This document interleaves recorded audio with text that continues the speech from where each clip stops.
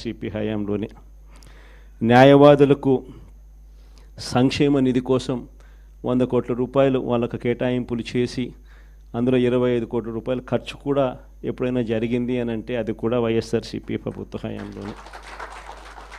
న్యాయవాదుల సంక్షేమ నిధికి కాకుండా ఇన్సూరెన్స్ పథకానికి కూడా 1/3 వంతు వాటాను కూడా ప్రభుత్వమే చెల్లించిన పరిస్థితులు కూడా ఎప్పుడైనా ఉన్నాయి అని అంటే అది కూడా వైఎస్ఆర్సీపీ ప్రభుత్వంలో. ఇవన్నీ కూడా దేవుడి దయతో ఇవన్నీ కూడా అప్పట్లో గర్వపడే విధంగా న్యాయవాదులందరికీ కూడా మనం మంచి చేశాము అని చెప్పి గర్వంగా పార్టీ చెప్పుకునే విధంగా కూడా చేయగలిగాం. కానీ ఈసారి మాత్రం మీ అందరికీ ఇంకొక కొత్త విషయం చెప్తా. జగన్ 2లో వైఎస్ఆర్సీపీ 2లో చూస్తూ 1.5 సంవత్సరం అయిపోయింది. కళ్ళు మూసుకొని కళ్ళు తెరిచేసరికి ఆ మిగతా 3 ఏళ్ళు కూడా అయిపోతాయి. ఆ 3 ఏళ్ళు అయిపోయిన తర్వాత వచ్చేది మాత్రం ఈసారి ఖచ్చితంగా మన ప్రభుత్వమే వస్తుంది. ఎందుకనంటే ఇంతగా మోసాలు చేసిన పరిస్థితి, ఇంతగా అబద్ధాలు చెప్పిన పరిస్థితి బహుశా ఈ రాష్ట్ర చరిత్రలో ఎప్పుడు కూడా మనం చూసింటాం. చివరికి లాయర్లకు కూడా మోసం చేసిన పరిస్థితులు కూడా మనం చూస్తూనే ఉన్నాం. సూపర్ 6లు సూపర్ 7లు అనేటి గాలికి ఎగిరిపోయినాయి. ఇంతకుముందు మన ప్రభుత్వ హయాంలో ఉన్న ప్రతి పథకం కూడా అన్నీ రద్దయిపోయినాయి.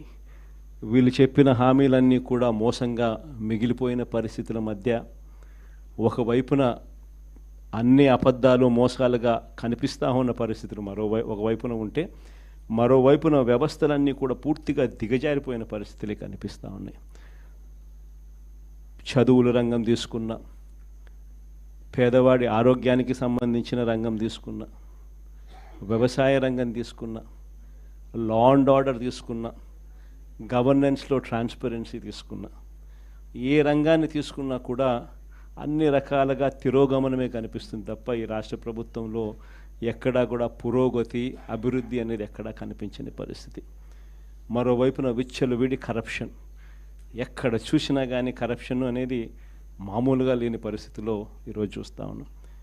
ఎక్కడ నిలబడినా, ఏ గ్రామానికి వెళ్ళినా కూడా గ్రామంలో పక్కనే బెల్ట్ షాప్ కనిపిస్తుంది.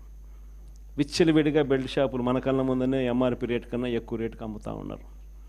డైరెక్ట్గా ఎంఆర్పి రేట్ కన్నా ఎక్కువ అమ్ముతూ ఉన్న బెల్ట్ షాపులు ఎవరు నడపాలా అనేది ఆక్షన్లో పాడుతూ ఉన్నారు. ఆక్షన్లో 2 లక్షలు 3 లక్షలు 4 లక్షలు పాడినోనికి బెల్ట్ షాప్ ఇస్తూ ఉన్నారు. ఆ బెల్ట్ షాప్ ఎంఆర్పి రేట్ కన్నా ఎక్కువ రేటు కళ్ళ ముందరనే అమ్ముతూ ఉన్నారు. అలా అమ్మిచ్చేది ఎవడు అని అంటే పోలీసులు దగ్గరుండి అమ్మిస్తూ ఉన్నారు. ఇది కరప్షన్ అన్నది కళ్ళ ముందనే కనిపిస్తూ ఉన్న కరప్షన్. ఎక్కడ చూసినా పర్మిట్ రూములు, ఇల్లీగల్ పర్మిట్ రూములు కనిపిస్తూ ఉన్నాయి. ఏ నియోజకవర్గం తీసుకున్నా కూడా ఇసుక అన్నది ఉచిత ఇసుక అంటున్నారు. ఉచిత ఇసుక ఎవరికి ఇస్తూ ఉన్నాడు అనేది దేవునికి ఎరక. కళ్ళు ఎదుటే కనిపిస్తూ ఉన్నది ఇసుకే మన ప్రభుత్వ హయాంలో కన్నా డబుల్ ద రేటుకి అమ్ముతూ ఉన్నారు. మన ప్రభుత్వ హయాంలో అన్న ఇసుకన్నా కనీసం సంవత్సరానికి 700 కోట్లు 750 కోట్లు గవర్నమెంట్కి ఆదాయం వచ్చేది రాయల్టీ రూపేణ. ఇప్పుడు రాయల్టీ రాకపోగా ఇసుకేమో డబుల్ రేటుకి అమ్ముతూ ఉన్నారు. ఏ నియోజకవర్గం తీసుకున్నా కూడా పేకాట క్లబ్బులు దగ్గరుండి నడిపిస్తూ ఉన్నారు ఎమ్మెల్యేలు, క్యాండిడేట్లు. పోలీసులు దగ్గరుండి ఆ పేకాట క్లబ్బులకు ప్రొటెక్షన్ ఇస్తూ ఉన్నారు. ప్రతి పేకాట క్లబ్ నుంచి నీకింత నాకింత అని పంచుకుంటా ఉన్న కరెక్ట్. ఎన్ని కళ్ళ ముందరే కనిపిస్తూ ఉన్న కరప్షన్. నేనేం వెరైటీ అని చెప్పడం. కాంట్రాక్ట్లు ఇస్తే అమరావతి మామూలుగా 4,500 రూపాయలు కడితే బ్రహ్మాండమైన హైదరాబాదు, బెంగళూరు లాంటి ప్లేస్లో కూడా 5 స్టార్ లాబీతో ఫ్లాట్లు నిర్మాణం 4,500 రూపాయలు పెడితే బ్రహ్మాండంగా కడతారు. కాస్ట్ ఆఫ్ కన్స్ట్రక్షన్ 4,500 రూపీస్ దాటదు. అమరావతిలో కాస్ట్ ఆఫ్ కన్స్ట్రక్షన్ 10,000, 9,000. కళ్ళ ముందరనే మొబిలైజేషన్ అడ్వాన్స్. ఇంతకుముందు లేదు మొబిలైజేషన్ అడ్వాన్స్. ఇప్పుడు మొబిలైజేషన్ అడ్వాన్స్ ఇస్తున్నారు. అంటే పనులు చేయకమునిపే 10% మొబిలైజేషన్ అడ్వాన్స్. మొబిలైజేషన్ అడ్వాన్స్ 10% ఇస్తున్నారు, అందులో 8% తీసుకుంటా ఉన్నారు. కళ్ళ ముందర కనిపిస్తూ ఉన్న కరప్షన్ ఇవన్నీ. పీపీఏలు ₹4.60. మన హయాంలో ₹2.49 మనం పీపీఏ చేస్తే నానా యాగి చేసినారు. ₹2.49 అనేది రాష్ట్ర చరిత్రలో ఎప్పుడు జరగలే. దేశ చరిత్రలో కూడా అతి తక్కువ ధరకు మనము ₹2.49కే పీపీఏ చేసుకున్న పరిస్థితులు. అలాంటిది వెన్నుదట్టి ప్రోత్సహించాల్సింది పోయి అప్పుడు కూడా మన మీద బురద జల్లినారు. తీరా వాళ్ళు వచ్చిన తర్వాత పరిస్థితి ఏంటి అంటే ₹4.60 పీపీఏ. కళ్ళెదితే ఇవన్నీ నేను ఎక్కడా కూడా కంటి ముందర కనిపించే కరప్షన్ మాత్రమే చెప్తా ఉన్నా. నియోజకవర్గంలో ఏ నియోజకవర్గం అన్నా తీసుకో, ఆ నియోజకవర్గంలో మైనింగ్ జరగాలన్నా, ఆ నియోజకవర్గంలో మట్టి గ్రావెల్ జరగాలన్నా, ఆ నియోజకవర్గంలో ఎవరైనా పరిశ్రమ నడుపుకోవాలన్నా ఎవరైనా కూడా నడుపుకునే పరిస్థితి లేదు.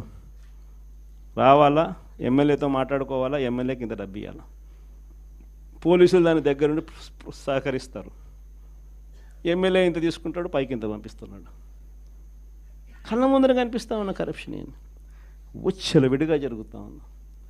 ఇలాంటి నేపథ్యంలో ఇంత మంచి చేసిన మనకే ఈ పరిస్థితి ఉన్నప్పుడు మరి ఇన్ని అబద్ధాలాడి, ఇన్ని మోసాలు చేసి, ఇంత దారుణమైన పరిపాలన చేస్తూ ఉన్న వీళ్లకు పరిస్థితి రేపొద్దున దేవుడు, ప్రజలు కంతే ఎక్కడ పడతారో నేను వేరే చెప్పాల్సిన పని. ఈ జగన్ 2లో మాత్రం ఖచ్చితంగా ఎవరైతే పార్టీ కోసం చేసినారో ఈసారి ప్రతి ఒక్కరిని కూడా మర్చిపోకూడదు, డేటాబేస్ క్రియేట్ చేయండి అని చెప్తాను. ఈ డేటాబేస్ ఆధారంగానే రేపొద్దున ప్రతి ఒక్కరికి కూడా గుర్తింపు అనేది ఉంటుందనేది ఈ సందర్భంగా ఖచ్చితంగా తెలియజేస్తాను.